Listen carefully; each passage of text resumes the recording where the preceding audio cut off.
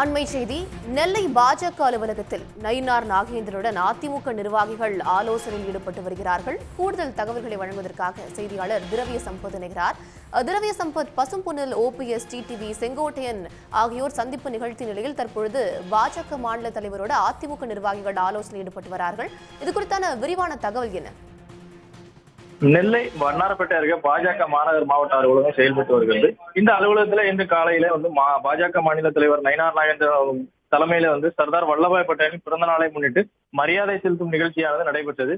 இந்த நேரத்துல அவர் இந்த மாநில தலைவர் மரியாதை செலுத்தி கொண்டிருக்கக்கூடிய இந்த நேரத்துல திடீரென அதிமுகவின் முன்னாள் அமைச்சர்களான கடம்பூர் ராஜு மற்றும் உதயகுமார் ஆகிய இருவரும் உள்ளே வந்தார்கள்.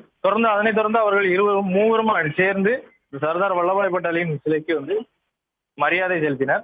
அதனைத் தொடர்ந்து மூவரும் சேர்ந்து பாஜக மாவட்ட அலுவலகத்தில் ஒரு அரை மணி நேரத்திற்கு மேலாக ஆலோசனை நடத்தப்பட்டது.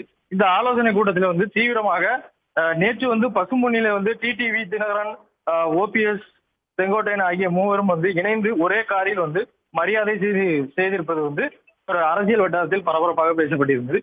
அதனைத் தொடர்ந்து இந்த நெல்லையிலேயே பாஜக மாநில தலைவரோடு அதிமுக முன்னாள் அமைச்சர்கள் தற்போது ஆலோசனையில் ஈடுபட்டு வருவது மிகப்பெரிய ஒரு அரசியல் வட்டாரத்தில் பரபரப்பை ஏற்படுத்தி இருக்கிறது. இந்த வகையில இவர்களை கட்சியில் இருந்து இன்னும் தொடர்ச்சியாக செயல்படுத்தலாமா அல்லது அவர்களை இணைக்கலாமா, வேற ஏதாவது கட்சியின் சார்பில் நடவடிக்கை எடுக்கலாமா, இது தொடர்பாகவும் இந்த ஆலோசனை கூட்டத்தில் முடிவெடுக்கப்பட்டிருக்கிறது.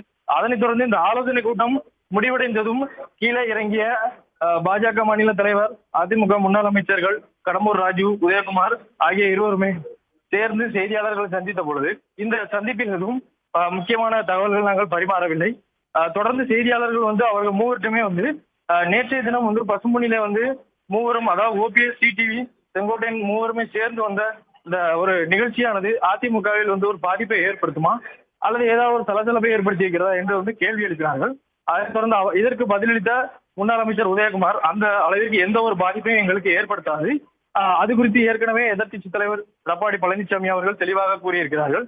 இந்த பரபரப்பை நீங்கள், அதாவது பத்திரிகையாளர்களாகி நீங்கள் ஏற்படுத்தாமல் இருந்தாலே எந்தவித பிரச்சனையுமே இருக்காது என்று சொல்லி அங்கிருந்து தற்பொழுது மூவருமே அந்த ஆலோசனை கூட்டம் முடிந்து புறப்பட்டு சென்றிருக்கிறார்கள். இந்த ஒரு பரபரப்பான ஆலோசனை கூட்டம் நெல்லையில் நடத்தியிருப்பது அரசியல் வட்டாரத்தில் ஒரு பேசும் பொருளாக மாறியிருக்கிறது.